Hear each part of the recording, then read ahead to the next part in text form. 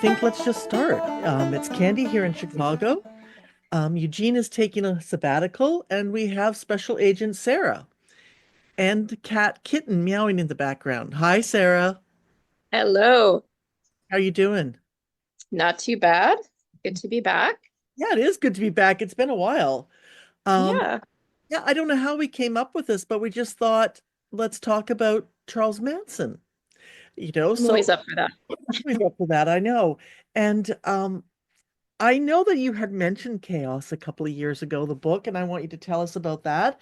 And in order to prepare for this, I watched Making Manson on I think it was on Prime or Peacock or something, and it was a three-part documentary. So I don't know if you saw that one.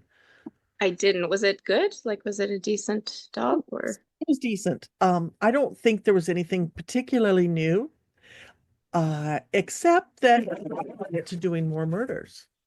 He had done some Uh, years before he went to one of his prison terms that he was never caught at.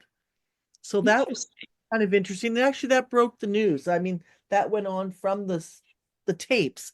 It was a fellow who interviewed him. What was interesting about it was it seemed like a pretty young guy was lost in the world, and for whatever reason, he thought, I know, I'll talk to Charles Manson. Maybe because he felt like I think it started out like almost like, hey, I could sell his autograph. I think it might have been like a financial thing, but it turned out that they just actually kept talking. And this young man, turned out to be probably one of the few people that just had no judgment or didn't show judgment to Charles Manson and knew that he was recording their interviews. So it was a lot of that. There was interviews with the women involved in the Manson murder. So actually, I think you would enjoy it because Mhm. there's lots of things about who are these women. Here they are talking. One of them seemed very much in denial still. A couple seemed like they realized, well, we thought it was innocent, it wasn't. And then all the tapes of Charles Manson talking. So I do think it's worth a documentary. Yeah, Yeah. yeah. It sounds like it's worth a try. Pretty Chaos is a very odd book because it came out just a couple of years ago. So it comes pretty late in the game. And it was apparently the result of about 20 years of research and I don't know, theorizing is probably one way to put it. But it was written by a guy named Tom O'Neill. I don't know too much about his background before becoming a journalist, but he was writing for uh, the precursor to Us Weekly. uh, Apparently, it was monthly at one time. Um, I don't know, back in the 90s, the late 90s. So he was assigned to write a story about the impact of the murders on Hollywood, like what happened, what changes were affected by these murders. Um, so he started digging into it. He couldn't really find a way into the story. He was looking for a unique angle. He couldn't get anybody to talk to him. He was trying everyone. He finally had to go, to the D list, people who might have known somebody who knew somebody who knew somebody. But he did piece together this theory that the Manson family were a little more government sponsored, let's say, than most people imagine, that they may have been part of LSD experiments that were sponsored by the government. Um, they definitely were part of a sociological study that was being run out of a free clinic that most of them went to. that is very interesting. Yeah, yeah, that one was. It was a study on multiple marriage, Hmm. like what we would now call polyamory, I guess, but they were calling it something like multiple marriage or multiple wives or something like that because they were intrigued by these girls who were coming in pregnant or a lot of them with STDs and saying that they were all with the same guy out on this ranch. The doctors were just intrigued by that. They were like, "Really? So you're all with the same guy? Isn't that interesting?" So they actually published a paper on it. Really? Have you been able Yeah. to paper? I'm sure it's floating around somewhere. I wasn't really interested enough to That to would read it, to be honest. I saw Tom O'Neill. I did listen to excerpts from him on Joe Rogan, and um, he did seem like a pretty interesting. He seemed like a very gentle fellow who Mm. thought he could get into something, and then he found out that if you he found out how difficult the level of proof is, really, Yes. the Yeah. expectation of proof that you know, so he kept kind of deferring to that this is my theory. And he was Hmm. I thought that was interesting. He did mention a free clinic that that what I heard him say was that Manson's parole officer used an office in the free clinic as well. So he checked Oh, his okay. parole. Yeah, I'd That forgotten about that angle. no? Yeah, there was, of course, with Haight-Ashbury, everything was really condensed, right? Like you're only talking about a few blocks. So the Mansons knew everybody in a certain radius, and everything just kind of Well, that's a overlapped. great point to think about. Have you ever been to Haight-Ashbury? No, no, I haven't. I did a long time ago, but you're right, it is a very small area. And I think most people don't realize that all the kids knew each other. Yeah, And so everyone would have known someone from living on that spawn ranch or someone associated with Manson at the time. I Maybe would think maybe so. Hollywood didn't know them, but well, we do know that Hollywood did know them. Yeah, But to some then extent. I'd say that Terry Melcher, right? Um, Hmm. I'd like to hear what you know about Terry Melcher. But yeah, so that was you're right, it's a small thing. So they're probably sharing grants or funding from government sources at different clinics and different offices. So I Yeah, suppose I could imagine that a social worker slash parole officer slash drop-in center for young people to check for STDs would maybe cross over. yeah, Yeah. yeah, absolutely. But O'Neill also goes into, aside from the LSD angle, he also goes into Melcher very specifically because he claims to have uncovered information that Melcher um, was a lot more than he seemed to the Manson family. Hmm. Of course, there's always been the, for people who aren't aware, like Terry Melcher had been leasing the house at Cielo Drive where the Tate murders occurred. But he was, I believe he was subleasing to Roman Polanski and Sharon Tate. That's my understanding of it. So this was there was an owner, Altabelli, I believe his name was. Then there was Melcher. Then there was Polanski. And what So Melcher was not living at that house anymore, but the Manson family was familiar with it. And one member of the Manson family, a male member actually, had lived there very briefly with Melcher hmm, at one point, interesting. long before the murders. So they Melcher, certainly were familiar. do I understand that he is the son of Doris Day and he was dating Candace Bergen? Is this the same person? Yes, that is correct. Yeah. Candace Bergen had actually lived in the house with him, and they had moved out, I don't know, maybe less than a year before the murders. So Polanski and Tate hadn't really been there all that long. And I think they were looking to buy a house somewhere, but they hadn't picked anywhere out. yeah, that does, it sounds very typical of Hollywood life to you Hmm. there, you maybe get married, you get together, you're not sure where you want to buy a house, so you got friends that say, hey, if you just cover the rent I'm paying with a mortgage, you can stay there. Exactly, yeah. See it on the Real Housewives quite often that someone has an extra house and they lend it to somebody. I want to borrow your extra house. So Manson probably didn't know that Terry Melcher lived there. And was he, or hadn't been living there whenever whatever happened, which we believe he told Tex Avery. Is it Tex Avery? Or is that a musician? No, Tex, Is it Tex, there was Tex Watson. Tex Watson? I'm sorry. Yeah. Getting my conspiracies mixed up. Yes, to go to that house, if in fact he did send him there, which it sounds like he probably did. Yeah. And he would have Um, been assuming that Terry Melcher was there.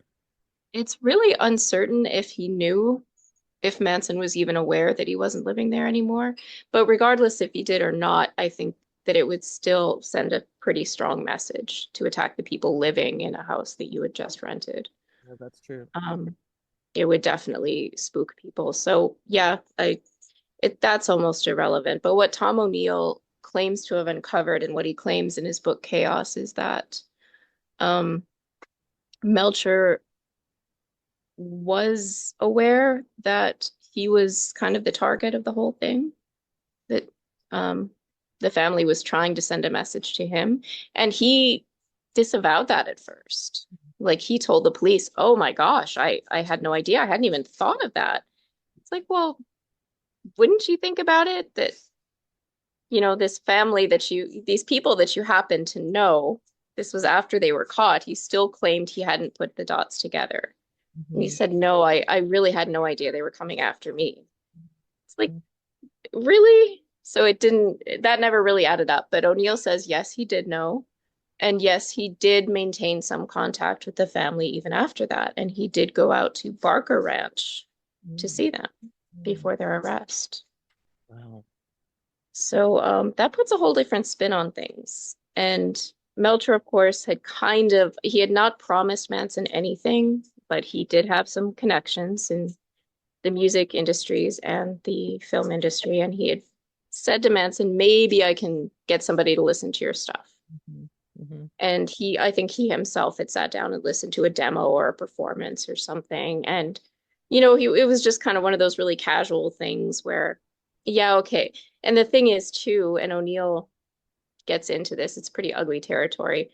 Um, Melcher and the other people that were hanging around with Manson, like the Beach Boys and a couple of other people, were very, very interested in the Manson women, in the Manson girls. Yeah. So you have 15, 16-year-olds hanging around, and Melcher and his friends would take these girls off on their own for dates and hang out with them. And that was really the only thing they found appealing about Manson. Yeah. Other than I think Dennis Wilson was a little more into Manson as a person, but the others were really just interested in his followers. Sex trafficking, really. Yeah. Yeah. Yeah, it basically was. And of course, we know that Manson used the girls to get access to Spawn Ranch and to establish his grip there because he had Squeaky from sleeping with the owner of the ranch. So, Yep. yeah. Yeah. Good times. And I Yeah. think he taught them to steal. He taught them to, trick people on drugs and things. So I think the very interesting part is, um, MK Ultra is a program that was with the CIA, right? And the Hmm. government. And in fact, it has a crossover with Canada. And I think we've talked about it on the program before, where men in Montreal were being tested with LSD and experimented on mind control. And in Yes, fact, indeed. the government Yeah. had to do a payout at some point. And that's when it really, instead of it being a conspiracy theory, we found out it was actually true. Hmm. And Ted Kaczynski was part of that as well. They had done some of the experiments with LSD and mind control at Harvard. And we even know the code name that Kaczynski was given. And it's entirely possible that he would not have become violent. He may have always been a very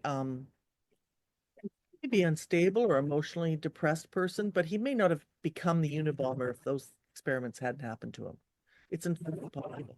So when we find out that kind of thing, the leader of Imagine, the story of I bought into Helter Skelter. Everyone in my school read it. It was like one of the biggest to read when you were like a young teenager, and especially on the West Coast, because there was that feeling of like, what's going on? How did this happen? And it's murder and spectacle. It's a crazy story. It It really, really is a crazy story, and it doesn't have any logic. no. Maybe But he would never deal.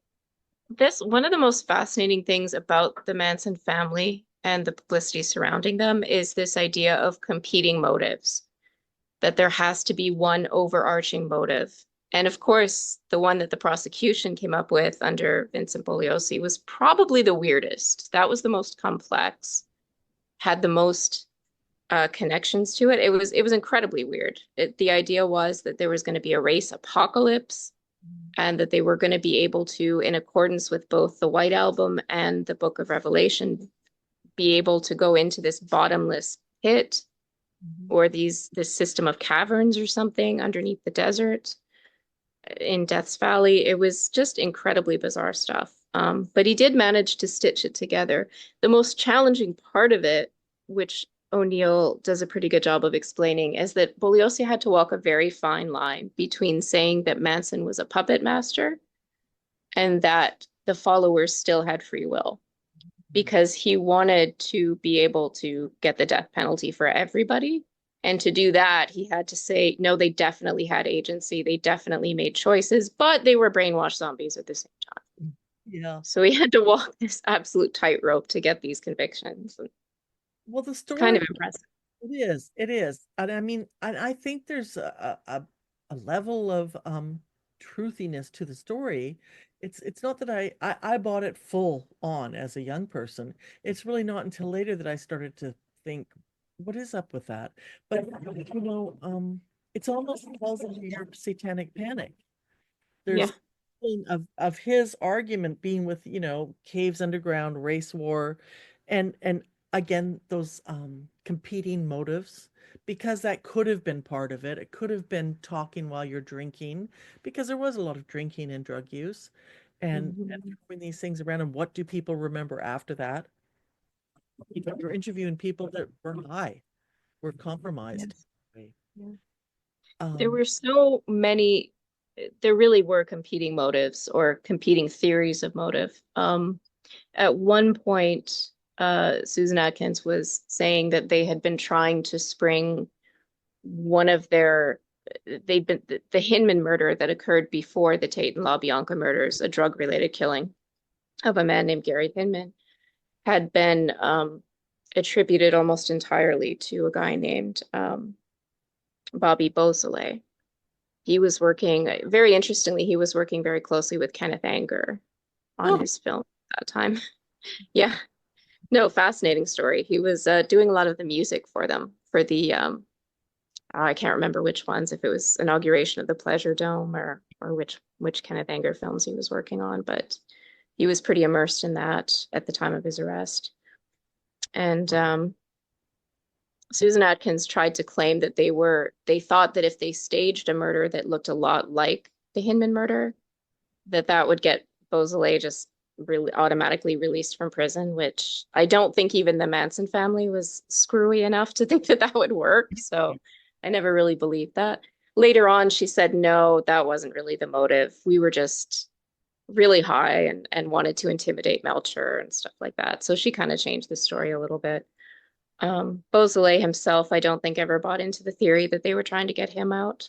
There was also the theory that Manson's shooting of a drug dealer named Bernard Crowe had somehow spooked him into like fortifying the ranch and getting a lot of motorcycle guys involved and stuff to protect himself, because he didn't realize that he hadn't killed Crowe and that there was going to be retaliation for murdering this guy. But in reality, Crowe was alive and wasn't really gunning for him at all. So it was all just crazy paranoia, right? hmm. So I don't know how that exactly would lead into the murders, but there is a theory that involves Crowe and this idea that he was trying to start a race war, but not for religious reasons, more for self-interest, Yeah. self-preservation. One of the murders, something that you've mentioned, it is in Making Manson. And I guess that someone, whoever was in the house and did the murder, there was the word written pig was written. Hmm. And Yeah. whether or not that proves that Manson was involved or proves that Manson decided to take that motif into the Tate Blanca murders in order Mhm. to make it look like someone in the same group did the murders. There Uh, wasn't really any question. I think everyone's in agreement that he did tell them to write things.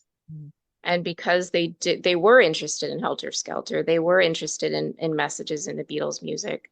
They did agree to do that, but why did they know why they were doing it? Did they have any clear system or anything in place? I kind of doubt it. Myself, I tend to believe that there were a range of motives. You know, they were probably trying to accomplish a lot of different things with this. But one thing that you and I have touched on a little bit, by messaging this past week, is that there was a lot of what you refer to as platform envy with Manson.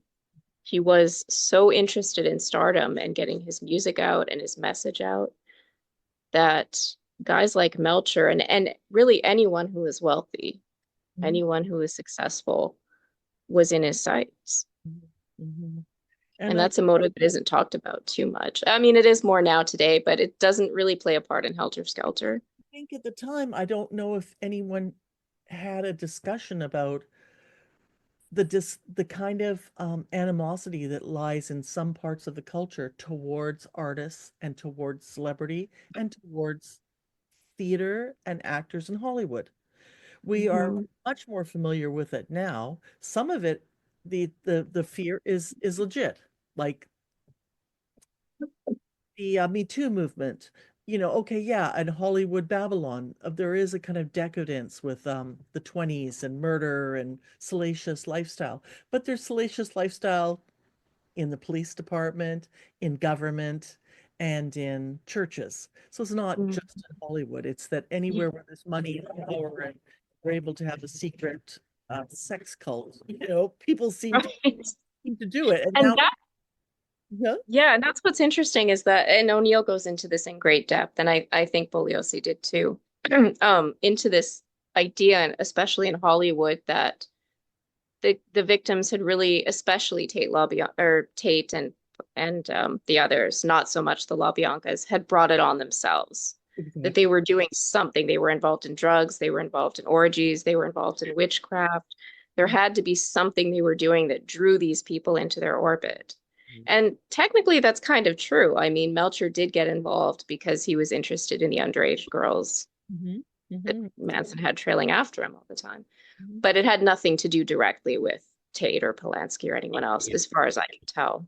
But that was the premier theory at the time that, well, something must have happened. You don't just have people break into your house and kill you unless you're up to something. Right. So And yeah, there was this idea of live freaky, die freaky. yeah.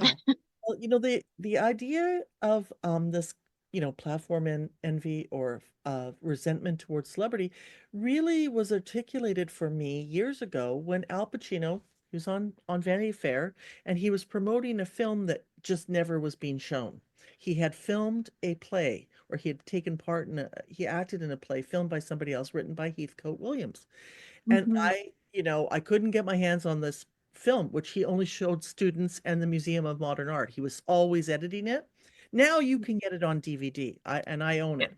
But at the time, I had to go to the reference library in Toronto and look for this play, order it up called The Local Stigmatic. And I had no idea from the Vanity Fair what I was going to get into. And what I get into, and then I find out that you read it last year. Yeah.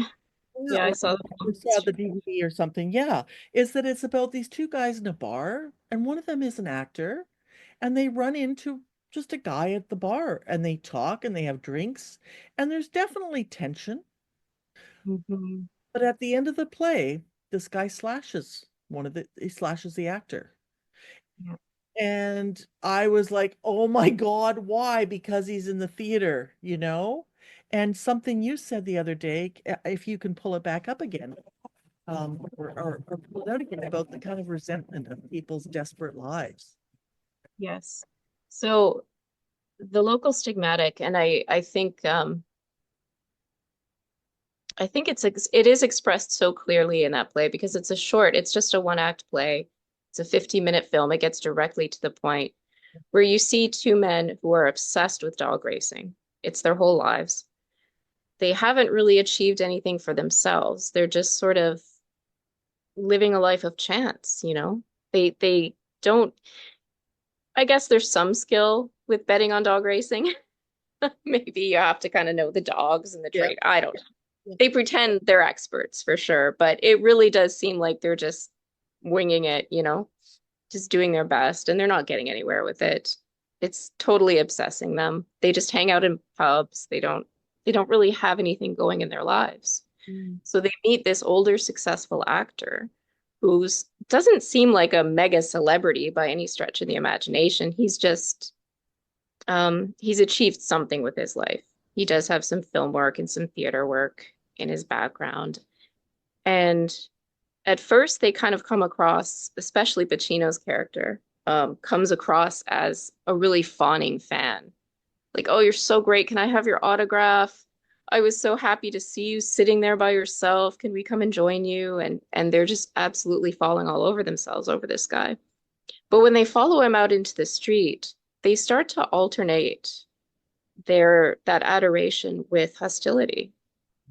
And there's a crisis moment in the play where Pacino, or in the film version anyway, where Pacino looks at this actor and says, "Stop laughing like that. You sound like an idiot," or something like that. And there's just overt hostility all of a sudden. There's like this rapid changeover. And you have to imagine something like that occurring with Manson, where he goes from being a fawning fan of the Beach Boys and Terry Melcher and these guys that he was hanging out with, because he thinks that he can get something from them, that he can at least, I don't know, just get a reflected glow at least, if not a record deal, if not attention. But then there's that moment where he realizes he actually hates these guys. The envy is so strong that it's turned into real animosity. And that's when they start to beat the man because they just don't feel that he deserves what he has. Yes. It's like, we really need to take you down a notch. Yes. And I think the character, Pacino's character, describes it as a game. It's Hmm. a game that has to be played. Hmm. And there are rules to this game. But only he knows the rules. There are no rules. And that's very much how Manson played it too, I think. I think He he, did have this platform envy, this envy of people who had succeeded. And he had a game that he was playing out, but they were strictly his rules. There was absolutely no logic to this, no discernible rationale for any of it. And I think that's the real motive. It's whatever was in Manson's head from day to day. yeah. There's no way we're ever going to piece that together. No. No. I don't think even he could explain it clearly. And he did write a book at one time. God. Someone helped him put together a book, Manson in his own words or something like that. Right. I haven't read it, but I doubt that it makes much sense. I doubt it too.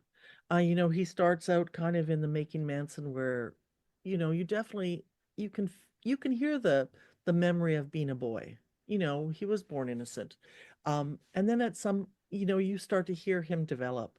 And by the end, I think even the guy that was in touch with him all those years, he said he started to see maybe the real Manson, Hmm. it's coming up suddenly, like the Pacino, like don't laugh like that. Did he feel some sympathy with Manson at first? I don't know if it was at first. I think he felt starstruck in a way. Like he didn't just write him a signature, he wrote him a letter. And then and then I guess he phoned him. He phoned him from the prison and he just started recording it. So I guess he just went with it. I don't know what his trouble was, that he came from, but I think he looked at it as a stabilizing force on him, believe it or not. My. I know. It's a really hard thing to understand, and I thought it was amazing that he came on camera and talked about it. Mhm. I think some people would be self-conscious of that, but he seemed to maybe he just knew that he was collecting it, and he did seem to have um given Manson someone to talk to that he absolutely felt every time he called, the guy would be like happy to hear from him and friendly and almost like, I guess I would play it out like a priest or a nun going to visit ruthless killers, Dead Man, Mhm. right, with Sean Penn and Susan Yeah. Sarandon. Why would you be nice to that person? But in a spiritual kind of way, I don't think this man had been spiritual. I think he was mercenary, but it became something for him. Mhm. It was a status maybe for him in some way. Yeah. And that's such a crazy thing when you think of how envious Manson was of people who had made it. And now those people are lost to history, other than the Beach Boys. I mean, we don't really know who Terry Melcher is. We're not really familiar with these other people that were part of his crew at one time. But now Manson is the superstar, and people turn to him for that same reflected glow. Mm-hmm. And they probably do come to resent him at some point because here he is in prison getting all this attention for something that happened so many years ago and that was really brutal and awful. Yeah.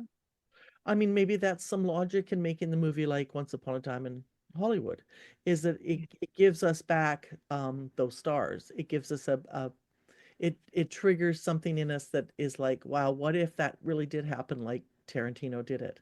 The 60s, the people from the hippie movement might not, and the revolutionaries and whatever was happening, a social experiment at the very least, an informal, so it might not have ended so badly. Would everybody have become corporate whores? And Hollywood. that's a really interesting question. Bugliosi kind of gets into that territory, even in Helter Skelter, by saying that he was really tough on the victims. I don't know how many people have read the book that are listening, but I felt that he was very, very harsh, especially with like he basically made Frykowski sound like, or no, yeah, was it Frykowski? A friend of Yes. mine. Um, yeah, the Polish friend who was killed, he and his girlfriend were there. Um, Made him sound like just an absolute slacker, just sitting around doing drugs Mhm. all the time. But actually, he was a bit of a writer, and he was kind of established in intellectual and literary circles with Polish expats. I Really? don't think he was really too fair to these people. Right. He said that Sebring was just this sad pervert. Come on, like just kink shaming, right? Ridiculous stuff. Right. Well, that is. Um, yeah, he was very, very harsh, and he didn't really go after Tate as much, but he did go after her career. And so Bugliosi wrote that she probably wouldn't have been a star in 5 years. Her career would have absolutely fizzled out. He implied it was already on a pretty steep downward trajectory, and I Yeah, don't know. which is interesting because I think there was something in the works that actually was, I can't remember it anymore. It's not fresh to me, but I actually think the feeling was that in a year or two after the baby that there was going to be roles that were going to be more serious. That she was Yeah. like most females in Hollywood, she's treated like a bimbo and Mhm. just beautiful and throw her into any kind of crap. But I think there was a feeling, and certainly Polanski saw it.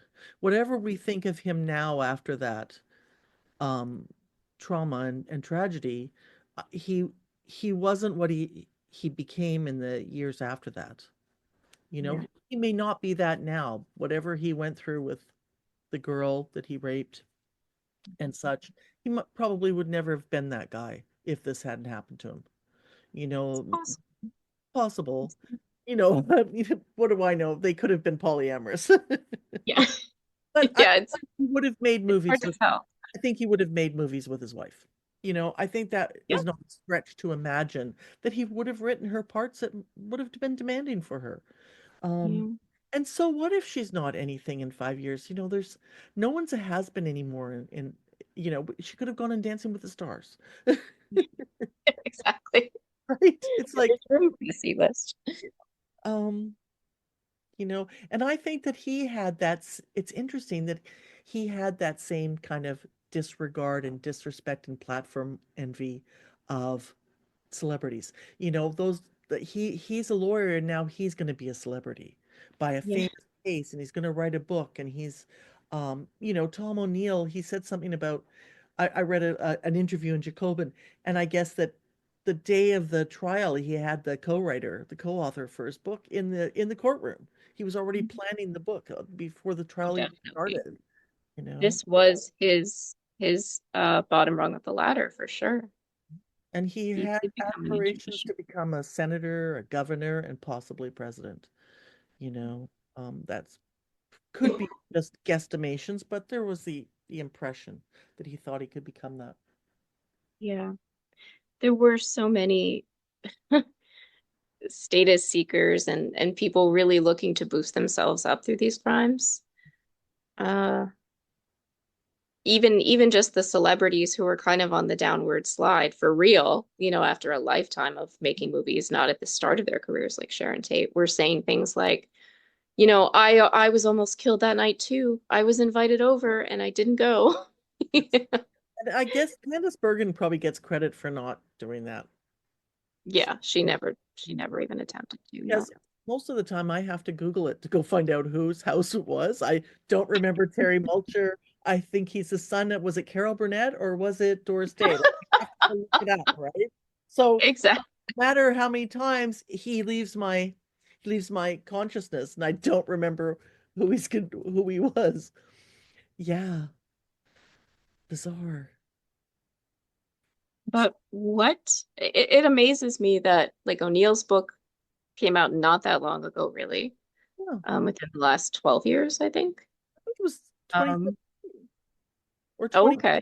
2020 because I remember you posting that you had it and I remember thinking I think we were already doing the podcast because I do maybe you were only reading it in 2020, but I Hmm. think it's a pretty new book, really. Yeah. And the documentary that you watched, the That was series that you watched just two came months out. ago or something. That's brand new. Yeah, I So do. definitely there's still a fascination there. Well, I'm glad you mentioned that because that's one of the notes I sent you was what is the relevance? What does he mean to us? And then Tarantino's film too. What does this? And he's also one of the guys on Mindhunter. In fact, Mhm. the same actor who plays in Tarantino's movie Manson plays Manson in Mindhunter.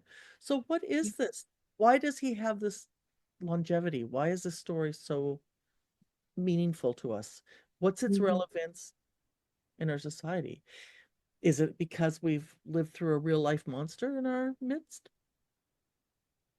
Is I've thought about it a lot. I have wondered what is it exactly that's doing this, that's keeping us pulled towards these people? And I guess for me and for a lot of people, I think it really isn't about Manson because he's just kind of this feral Hmm, man-child guru Rasputin like figure. Like I don't know how compelling you can really find him after you get to know him a little bit.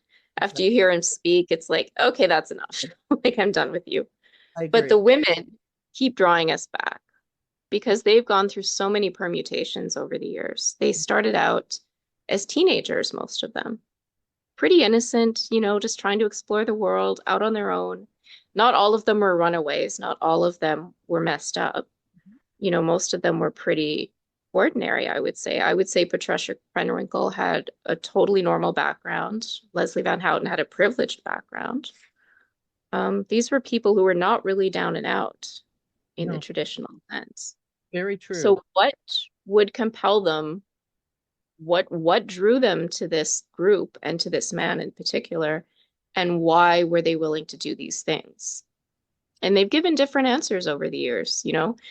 Susan Atkins, she's dead now, but she went from saying, well, I just thought he was the most fascinating person in the world, and I felt just so bonded to him that I would do anything for him. And I wanted to try all these different things. I wanted to know what it was like to kill. I thought that I was doing the victims a favor. That's what she said at her sentencing. Oh, They all did, actually. And that was long after the LSD had worn off. So I don't know what excuse they give for that. But then she said, well, actually, I'm a Christian now, and I was demon possessed at that time in my life. mhm. So the rationale changed over the years, and their personalities changed. Well, I think it would be very difficult to have that kind of regret. How do we process regret? And it sounds like she may want to package it up into Christianity. I mean, I have a couple of regrets from childhood because they were children, they were young women, but you know, I don't they're not that bad of regrets. You know what I mean? And I find them very typical of the age group, right? Maybe Yeah. I wasn't the nicest to my friends or I was in a bad mood or so. You know what I mean? Like something like that. It's really No massacres in your background. no massacres, no massacres. And I mean, it's pretty innocent. It's more like character building. You know, you're in the process of growing up and finding out what kind of person you want to be. But Yeah. I think that it could have been just as easily. Part of the reason I'm intrigued by them is because it could be me. It could Yeah. have been me. And at the time period, when they were growing up, I mean, they really were on the edge of feminism. They were of really like, I grew up and it was already like my parents had said, no, you're equal. Whereas they grew up in maybe, like you said, normal families, but very patriarchal, Mhm. probably restrictive, probably conservative. And when they first get to San Francisco, if they came from somewhere else, it's going to be, oh, you can just wear whatever you want and you can eat when you want. And then you've got that if you didn't feel close to your family and your family was busy working or always like look at American Beauty.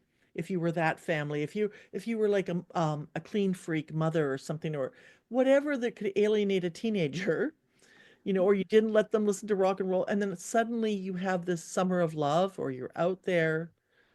I've met a few people that went to San Francisco and were there in the summer of love, and they said it was absolutely fantastic. Then they packed up and they went back home. But they said it was, you couldn't explain it. It was so much fun.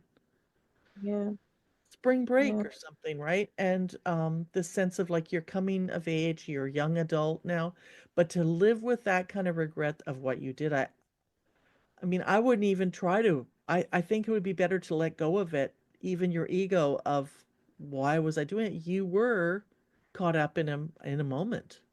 Hmm. Sleep I debt. think it was probably so incremental too. I mean, at first it probably just seemed like your normal commune situation. You get together, you smoke some weed, you have some sex, you play music, it's fine. And I think he just eased them very slowly into freakier stuff. And then by the time he started to get really paranoid and talk about the end of the world and race wars and stuff like that, not that that was the primary motive, like I was saying, I think there were Right. many, but I think, yeah, by the time they realized how deep they were, they either didn't know how to get out or didn't really want to and were just fully committed. Yeah, So then you might as well just double down, right? they Just, were fully just committed. And they didn't eat well. no, There's they did not. They were never malnourished. They were malnourished. They had substance abuse. Never mind that if you took LSD and you were like, I'm going to see God and I'm going to relax and like burn some candles and relax in the comfort of my own home. They were like in a in squalor, in discomfort, in any renderings of the footage of that area where they were living, it was not comfortable. So It wasn't. do they have fresh water to drink while they're high? I mean, we just don't know. And did they do LSD for several days in a row? It's Yeah, and by all accounts, they did. It yes, was pretty intensive. yes. Um, they did live in absolute filth. And Manson, this is something O'Neill brings up in Chaos that I was not really aware of. It's not something that Bugliosi discussed. It's not something that Ed Sanders discussed in his book, The Family. But Manson was actually he had a little bit of a bougie side to him. Yeah. He did like to live well. He Mhm. was friends with a very wealthy, I believe, a widow in Arizona. And he would just go off by himself sometimes and chill in a really nice air conditioned house sometimes Wow. and leave the family behind. Wow. Apparently, the week of the murders, he went to the Esalen Institute and was using the spa. Like they had some kind of spa set up, and he was just, kind of pampering himself a little bit, having a good time. But his followers weren't living like that. Building an alibi. They were dumpster diving. They were very Yes, early freegans and they were not eating well at all. If there was good food, he was eating it. yes. And he would go out and get a steak and eat well. Yeah. And if they were stealing, he got the money first and Yes, redistributed it how they wanted, if they were pickpockets or mugging people, which I think there was some accounts of that. Uh, yeah, absolutely. he really is I mean, whatever you think of Oliver Twist and the evil Fagin. I mean, Fagin's nothing compared to him, but it Yeah, is that kind of dynamic of feeling that you've been, it's the hero's journey of a nightmare, though, where you've been separated from your normalcy or your normal culture. You're isolated, but then you're bonding with your peers that are being controlled by malnutrition, drug use. And I think that the idea that we know the CIA was involved in distributing LSD. Um, there were about three or four sources of LSD at the time. Sandoz, and they did offer it to people like Timothy Leary to experiment with mhm. in Harvard. But even Timothy Leary said that I think it's come out that he had some association with the CIA, if at the very minimum that they wanted to know what he was finding out, not even to mention whether or not he got LSD from them. Then you had Owsley from the Grateful Dead, who made the acid for everybody, and then you had the CIA's acid. Those were like probably the three biggest sources of LSD at the time. And then I mean, obviously, after a while, people would start to make it they'd figure out how to make it and sell it in their neighborhood or something. But, so if the CIA is putting LSD, if they were already doing it in the 50s at that creepy little club, um, party and unsuspecting partaking, why wouldn't they throw it into all these kids hoping that it might mess them up? Never mind Charles Manson. Was he part Leslie of Van Houten was the most vocal about the effects of acid. really? And again, you kind of have to wonder like how much of that is self-serving Mm-hmm. because she was pretty loyal right up, past the sentencing. Yes. At the sentencing, she said, these people had it coming and Mhm. we're just helping them. We're doing it out of love. We're not bad people, that sort of thing. And that was long after the LSD had worn off. But Yeah. she did speak later from prison about how it scrambled her brain. She said, you cannot imagine the effects of being on that much acid that often. Yeah. I absolutely had no connection to reality. I was completely blocked off from reality. Right. And I think what she was saying in the court in all of those proceedings, even though she's not doing LSD anymore, what you are thinking about during that time period, um, it wouldn't even have to take drugs, even if they were just bonding, like I said, in a group and you had a very strong opinions coming down. There's tons of people that are in religious communities or lineages that get, for lack of a better, I don't want to say program, but they get into a group mindset, a psychotic group. There's a word for it, of when two people have the same hallucinations, they believe the same psychotic um storyline and narrative. And they share that, right? A shared psychosis. And I think they had a shared psychosis. And It they seems did like we want did. to, they did want to, you know, bond on that. They did want to have that together. And certainly, I mean, it's disturbing to imagine that the killing might have been actually a high in its own. The Mhm. adrenaline. There is some, there is the idea that killing is how we, of the kind of bloodlust that you would maybe have. So I'm sure that they went through some of that too.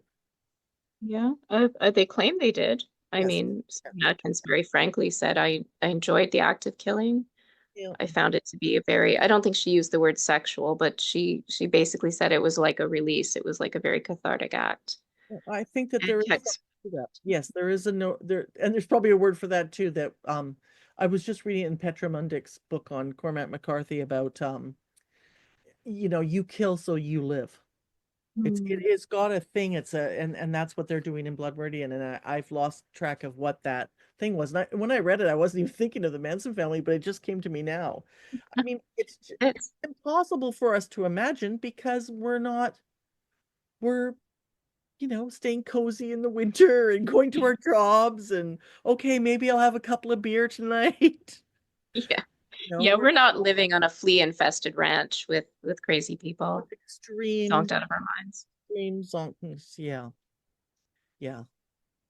It Uh, is so hard to project ourselves back into that time, that mindset, that compulsion. And I guess maybe that is the enduring fascination is that is that it. it's so hard to relate. It really is kind of the dark side of the hippie dream. Yes. Well, it And we ended. can It imagine ended. It Woodstock. it literally ended it between. It was over. If there was Yeah. no romantic telling your parents, but look, we're having fun, and the kids Yeah. weren't able to do that anymore. Kent State didn't help either. I mean, there was No, just it, a number of things, but that definitely is considered like an ending of an era. I don't see it as the ending. I mean, it definitely was one of the death knells, like Altamont and things like that too. But I think Vietnam really, I mean, you think of the things that they had to contend with and the things that really crushed their spirits. And I Mhm. think the Manson family comes kind of midway down the list, Yeah, maybe. yeah, I think you're right. Vietnam and Kent State and just the whole system trying to crush you and destroy you, Nixon's war on drugs. I think all of those things Yeah, were a much heavier weight. yeah. But this definitely was not a good PR thing. No, no, It was probably the worst. probably not good for the hippies. Not good for free love. And what's It's interesting too, is that the straight white establishment kind of cottoned onto it too, that, oh, we can kind of exploit this, we can use this to further the war on drugs. We can use this to further our agendas. There was even the Green Beret, Jeffrey McDonald, who decided to stage it, in my opinion, decided to stage a drug killing and make it look like crazed hippies broke into his house and killed his pregnant wife and kids. And Oh God. more likely that he did that. Yes. But I they made easy scapegoats at that time because the Manson murders had just occurred. mhm.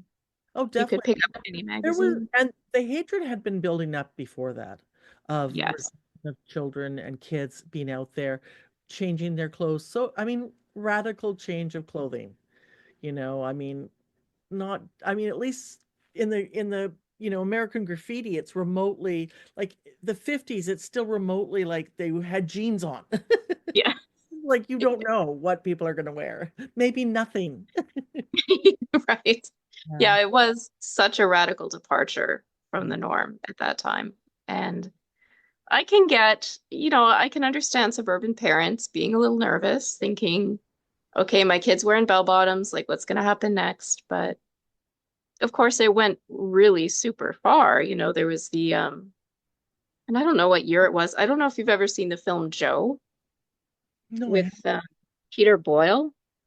He plays a man who hates hippies so much that he is willing to go out and kill them. Like he's directing all his aggression at them. Like And Easy Rock. yes, it's almost like a vigilante kind of Oh, film. And at the time that that came out, whatever year it was, there was a trial. I believe yeah, the trial was just about to end, and the judge advised or said to the jury, I do not want you, they weren't sequestered. He said, do not go out and watch the film, Joe, because I feel it could influence your decision in this case.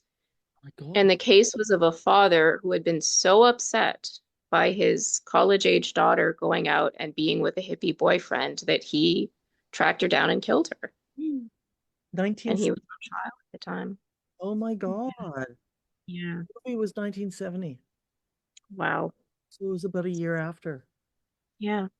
Yeah. Oh. So the animosity was still running so high, right? Yeah, it's sort of disturbing. I hope that film was already written before the Manson murder. It would have been written Bad definitely, taste, but but again, a bad taste. And yet, yeah. we do make movies on these things. I think the other part is, yeah, I think it's the girls. How did they get involved? I don't want that to happen to me. What's the difference between me and them? And it's the same reason why women watch true crime and watch the predominant audience is females and Yes. for serial killers. Obviously, Mhm. serial killers in a movie, you're going to get many demographics to the theater. But Yes. it still is in the realm of women because we're the victims. Mhm. And so we watch it because we care. We want to know what makes that person be that way and what makes, how do you survive as a victim and how do I not get into that situation? What Mhm. are the things that lead up to that? And that's such an interesting topic because we talk so much about the killers in the Manson family that we kind of forget about the victims in the Manson family. There were a lot of underage girls who just came in, stayed for a short time, and then left, but with a lot of trauma. Yeah. They witnessed, rapes. They may have been assaulted themselves. Like there were really bad things that they saw and heard during that time. Yeah. They went through being malnourished and isolated, and it must have been, even if they liked it, even if they liked the companionship, it must have been kind of spooky for them. It must have been a really menacing environment to be in, especially as things started to get progressively darker and weirder and the Yeah. drug use Yeah. escalated. And the other thing that was happening was, I think at first, I don't think anybody thought anything bad was happening. They thought, oh, free love means this. There's a kind of Yes. thing where, okay, well, marriage is maybe just another dumb institution, or love is something else. And that's true. The idea that if you've ever had sex, well, that means you have sex all the time. That's not Mm. true. No, no, no. We teach our children consent, and just because you had sex doesn't mean you always have to have it. And not that there's anything wrong with it, but it's not like you've been like, okay, now you had ice cream, now you want to make it, now you're going to sell it. I mean, it's just not like that, right? Um, Exactly. And It there were a lot of girls who, even Angela Lansbury's daughter was really. in the family for a short time. Yeah, she was about 15 years old. Her mother and I believe a stepfather had given her permission to go on the road with the Manson family because she was adamant about it. She said, "These people are so great. They're so loving Oh, and they really have something going. I really just want to try it out." And her mom said, "Yeah, okay, you can." But fortunately, she was somehow reeled back in before things got too nasty. But I mean, it really was seen as yeah, we're just gonna have to let them try this. It's an experiment, you know. It's mm. something they have to get out of their system. Yeah, they could be 30 when they do it. Yeah, exactly. And some of them were. But then you look at like 30-year-olds and you look at that the we've talked about it, we've not deeply, but I've forgotten his name now. Keith Ronaldo and the Nexium or something. Oh, yeah. That Yeah. whole story. And Yeah. these were, they weren't, there might have been some young people there, but most of them were 25 at least, Mm. although that is still young, but they were It's, very much between 25 and 45. And yes. all the secret sex cult thing, sex trafficking on and possession and abuse that was going on in that. I mean, so there, how many years is 40 years after Manson? Right. And that's really just blue collar Mansonism. That's all Yeah. that, or white collar, I should say. Color, yeah, white. He was blue collar. They were white collar. Nexium was just the corporate version of that. There really wasn't any difference. He Mhm. used most of the same methods. You know, he had the same kind of jargon. He had the same, yeah, And they found him quirky and fascinating and different than other men, oh, Mhm. he's so interesting, he's so different. And he, Brilliant, insightful. Yeah. right, But listen. were either of them brilliant or insightful? And I guess maybe that's something to examine in ourselves. It's like, how do we pick out our gurus? Mhm, How mhm. do we choose the people, the wise elders among us? How do we recognize them and how do we know they're authentic? That's a great Are question. any of them authentic? It's a great question. And how do we stay safe? And I mean, Right? I took part in the first conference, oh, you'll love this, on sexual violence in Buddhism. And it Oh, was up wow. at Northwest University conference. It was one day, and there were victims involved. And we couldn't just invite anybody. You had permission to go, and it was Mhm. absolutely fascinating. Um, Thailand victims for sex trafficking, basically they had scaffolded poverty onto the temples.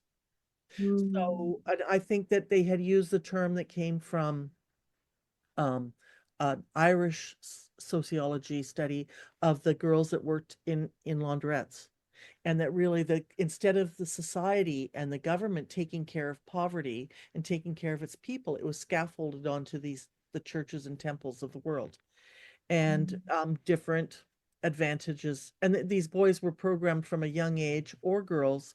And then there was Shambhala Buddhism had a sex scandal. There was a number of victims that shared their stories. And at the end of the whole thing, it was, how do we proceed? Was that in any class to introduction to Buddhism must talk about these issues, that you never trade sexual favors for enlightenment. You never trade sex for anything. If someone wants to feed you, they feed you. If there's no written, there's no rule that you have to accept, that a guru or a teacher can give you a special backdoor entrance to nirvana through sex, even though there Yeah. are some texts in Buddhism that say you can. But that has to be talked about right away. Intro to Buddhism. And I mean, this is what, you try to tell your kids things, and about the dangers of society, and of bad people. Yeah, And but I've said this this is on the something we don't, yeah, spiritual exploitation is something that we don't really introduce. It's not your standard birds and the bees talk, you know? It's one thing to say, please don't sleep with your boyfriend unless you're safe.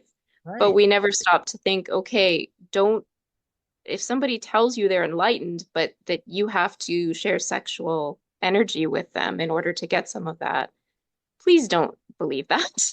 That is not consent. Yeah. That is not consent. No, it isn't. It's definitely not. And what was happening with the Mansons was not consent. I think A that's lot of it wasn't. a lot of it wasn't. Definitely at some point, maybe they made a decision, or they thought they were making decisions. I mean, I just see him as seeing this vampire, like a vampire, seeing this, oh, there's a window of opportunity here that I am going to. He was familiar with how to run a pimp operation. Yes, he was. He had pimp energy and pimp mentality all the way. I Smooth. mean, everything he did had that kind of everything's for me, nothing is for you. You're here to serve me. I have a vision, just do what I say. Correct. Which both of these analogies, what they have in common is a kind of a capitalist corruption in a way. Yes. It's they've got that in common, and maybe that's part of its longevity. I think it's the fear of it could this happen again? And then we found it, and then look at Osho, Wild Wild West documentary. I don't know if you ever saw that on Netflix. Yes, yes, they did. Yeah. And No, I that's another And absolutely I mean, crazy. I knew people who were involved in that, not in that location, but Yeah, but and actually the Osho thing. my tarot cards are Osho. It's still got some great wisdom.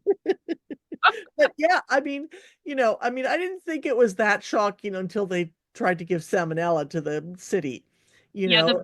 the bioterror was a little step Yeah, too far. yeah. The dancing naked and all that, I didn't care. I went to art school. That's fine. I mean, that's normal. But the bioterrorism was like, oh, interesting. What a crazy American story. Like that's something that could only happen in America. Yeah, it If really is. they had And it, stayed in India, I don't think they would have been poisoning salad bars. I I just don't think don't it would have think so. And it's also kind of a weird, yeah, it's a definitely an immigration story in a weird way, an happened. American story, and yeah, of like, look, it wasn't enough that they had the beautiful land, they had all the building power and energy of youth to make nice buildings and live beautifully, and the pretty good lesson, pretty good doctrine, not too bad, right? How it gets out of control. But I do have two friends, maybe they're listening to this podcast today, and they really had a strong point that they didn't think she should take all the blame, that really there was a lot of like what she had gone through kind of pushed her to that place, and I mean, it was a very interesting way to look at it, that maybe that it shouldn't have been all on her to blame. Now, of course, she is working back in her home country with I understand retirement homes. I just Oh only my gosh. yeah, I only hope that she has some ethics. I had always had the feeling that if Osho had not, because he was doing a silent retreat of Yes. some kind, he Yeah. had stepped back from leadership and he had given the reins to people who weren't really following his, like they weren't into meditation. Oh, they weren't. Anand Sheila, I think she actually said something like "fuck meditation, that's for idiots" or something. Like she was very disdainful Yeah. of the entire basis of the entire operations. Yeah. Don't hand the reins to people who hate everything you're doing and just want power. I guess that's the Right. lesson. Right. Yeah, there's that. And also make sure that they know that, again, this isn't about trading off or achieving power in society. It's not for that. Even though we've got meditation apps, they don't have anything to do with ritual or thousands of years of research. They're just, hey, just have meditation. I mean, Yeah. you're divorcing the ritual and the knowledge into this act, Yeah. so that you can feel better in a society that's not supporting you. Yeah, well, we've done that with yoga too, the colonization of yoga. Now it's just really sporty gear and, a cute little mat and you go to your class with your girls and you have a smoothie afterwards. And that We've does sound divorced it from any kind of spiritual connection. very much so. In fact, you're not supposed to charge money for yoga. It's Yeah. the same reason you don't charge money for Tai Chi. It's a oral tradition and a physical tradition. It's not made for sale. But hey, welcome to the modern world. Yeah. Yeah, and that's one of the crazy ironies of the Manson family is that it really was a capitalist enterprise. It's on some level. It was, let's get as much money and as much stuff as we can to gear up for the apocalypse. Yeah. Yeah. And let's steal dune buggies and soup them up and let's, steal property and hang on to it. They were stealing everything. And Yeah. if there's no jobs and no way to have a fun, and community and make a living, what do you expect? So, Yeah. I mean, that is the problem. It's just not working for everyone. It's Yeah. working for very few. Yeah. Indeed. Oh my God. Well, this has been amazing. We It did, has. This has yeah. been I an very interesting much chat. enjoyed this. Very, very much enjoyed this. And I was a little bit like, yeah, we're going to talk about Charles Manson, and Steg was like, what? And I said, no, we're not going to scare the men. Yeah, I'm not sure if Eugene would have been into this one very much. Yeah. Probably not. No, I probably think he not. would have wanted to take a step back. We've tortured him enough. Yeah, the Jack the divorce part. Ripper, I know. we've we've tormented the poor guy. Well, thank you very much for this conversation, and I can't wait till it's up, and hopefully someone listens and has some ideas and writes us an email. You can write us an email to the agency podcast at gmail.com. And thank you, Sarah. Good luck with your projects. Thank you. And you too. We'll talk to you next time. Maybe Eugene will join us. Maybe he will. Bye.